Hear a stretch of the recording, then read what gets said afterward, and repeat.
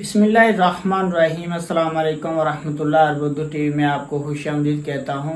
Saudi Arabia में toll plaza tax लेने के मुतालिक ये वीडियो आपके साथ शेयर कर रहा हूँ कि सऊदी ट्रांसपोर्ट अथॉरिटी ने टोल प्लाजा का टैक्स लागू कर दिया है। आइंदा साल यानी नेक्स्ट ईयर ये टैक्स लिया जाएगा।